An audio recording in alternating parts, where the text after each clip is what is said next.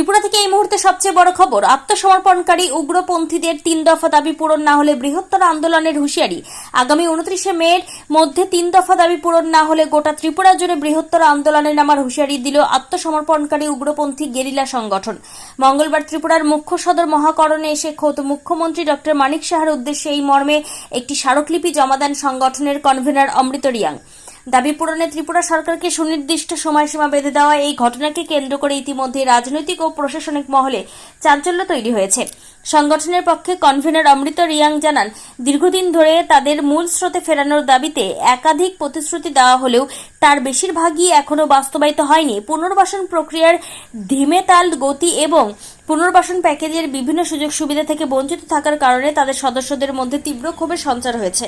মূলত পুনর্বাসনের বকেয়া সুযোগ সুবিধা প্রদান সহ মোট 3টি প্রধান দাবি নিয়ে এদিন মুখ্যমন্ত্রীর দৃষ্টি আকর্ষণ করা হয়। মুখ্যমন্ত্রীর দপ্তরে চিঠি জমা দেওয়ার পর অমৃত রিয়াং সংবাদ মাধ্যমের মুখোমুখি হয়ে স্পষ্ট ভাষায় জানান, বিজেপি পরিচালিত ত্রিপুরা সরকার যদি আগামী 29 মের মধ্যে তাদের উত্থাপিত 3 দফা দাবি মেনে না নেয় তবে তারা হাত গুটিয়ে বসে থাকবেন না। নিজেদের অধিকার আদায়ে সংগঠনের সমস্ত সদস্যদের নিয়ে গোটা ত্রিপুরাব্যাপী এক বৃহত্তর ও তীব্র গণ আন্দোলনে সামিল হতে বাধ্য হবেন তারা। এখন দেখার সংগঠনের বেঁধে দেওয়া এই নির্দিষ্ট সময়সীমার মধ্যে ত্রিপুরা সরকার কোনো সদর্থক পদক্ষেপ গ্রহণ করে কিনা, নাকি পরিস্থিতি আরো জটিল রূপ নেয়। মহাকরণে আসা হচ্ছে।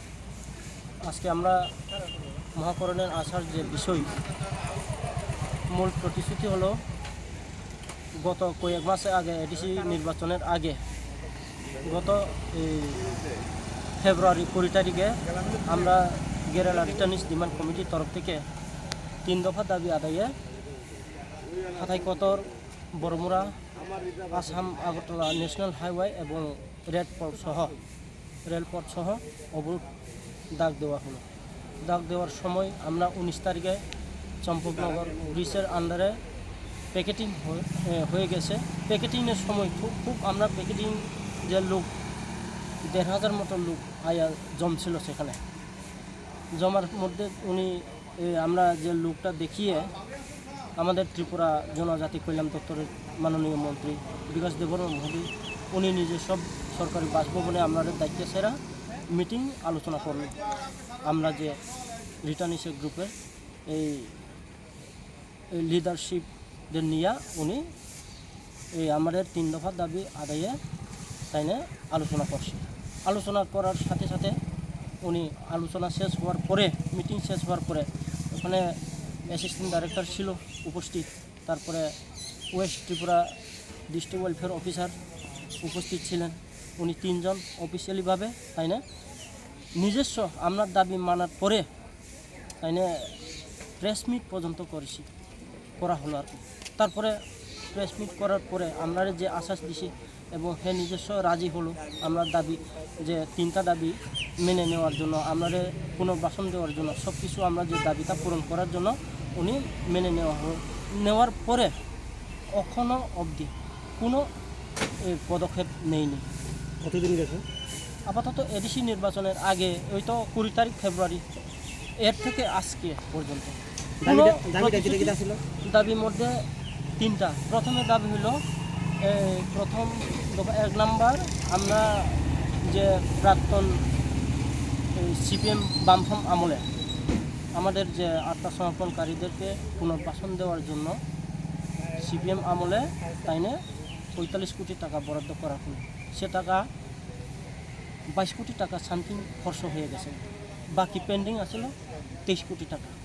সেই 23 কোটি টাকা এখনও পর্যন্ত কোনো ইমপ্লিমেন্টিং হয়নি, যার কারণে আমরা সেই 23 কোটি টাকা নিয়ে যারা অসুবিধার আছে এখনও পর্যন্ত আমরা রিটার্নিস যে প্রাক্তন আত্মসমর্পণকারীরা কখনো কোনো উন্নয়নমূলক রাস্তা হয়নি, স্বনির্ভর হয়নি, যার কারণে আমরা এই 23 কোটি টাকা দেওয়ার জন্য সরকারের প্রস্তুতি দেওয়া হলো। তারপরে আরেকটা এসে সিএম রাবার মিশন, মুখ্যমন্ত্রী রাবার প্ল্যান্টেশন। এটা হইল যে 5 বছর এই 2026 নিয়ে সেরা প্রতি বছর ইমপ্লিমেন্ট হয়, তখন 5 বছরের মধ্যে যে গতবার 4 বছর ইমপ্লিমেন্ট হলো, প্ল্যান্টেশন হলো, এটা কোনো অসুবিধা নেই। তারপরে এখন যে 2026-27 অর্থ বছরের যে প্ল্যান্টেশন হয়েছে, যে এখন ইমপ্লিমেন্ট হয়েছে, এটা হইল মানে চারা দেওয়ার অলরেডি দিয়া সাইরা রেগা টেগা কমপ্লিট হয়েছে এরা এখনও পর্যন্ত এই পেনশনের টাকা পায়নি। একজনে একটা বেনিফিশিয়ারিতে পেনশনের টাকা হলো 16,800 টাকা। তারপরে এর মধ্যে 6,000 টাকা করে দেওয়া হলো অলরেডি, তারপরে বাকি 10,800 টাকা এখন পেন্ডিং। আচ্ছা, এখন আপনারা কী চান? আমরা যদি সে আমার 3 দফা দাবি এখন আজকের থেকে আগামী 29 তারিখ পর্যন্ত 29শে মে পর্যন্ত অপেক্ষা করব। সরকার এই আমাদের যে ত্রিপুরার জনপ্রিয় মুখ্যমন্ত্রী মাননীয় আমাদের মুখ্যমন্ত্রী মহোদয়কে আজকে এই চিঠি দিব দিয়া সেটা এরপরে কোনো পদক্ষেপ নেয়নি, তাইলে আমরা 29-এর পরে বৃহত্তম আন্দোলন আবার শুরু করব। আন্দোলনের মধ্যে কি রাস্তাঘাট অবরোধ বা রাস্তাঘাট অবরোধ হইব, আসাম আগরতলা ন্যাশনাল হাইওয়ে এবং রেলপথ সহ অবরোধ করব। আজকে কার কাছে চিঠিটি দেওয়া হয়? আজকে আমরা এই আমাদের ত্রিপুরা মাননীয় মুখ্যমন্ত্রী সিএম রিসিভ সেকশনে দিব একটা, এরপরে ট্রাইবাল ওয়েলফেয়ার মিনিস্টার। আপনারা কোন সংগঠনের? আমরা এই তো ত্রিপুরা গেরিলা রিটার্নিস ডিমান্ড কমিটি, এটা প্রাক্তন আত্মসমর্পণকারী আর আপনার নাম? 398 রিটার্ন। কতজন আছেন আপনারা? আমরা তো মোটামুটি 1,500 জন আসলো, এখন 1500 জন আসলো। এই যে দাবিগুলো অতদিন ধরে পূর্ণ হচ্ছে না, আপনার নাম কি? আমার নাম অমৃত রিয়াং, আমি এই TGRBC কমিটিতে এই জয়েন কনভেনার। অমৃত মিয়া।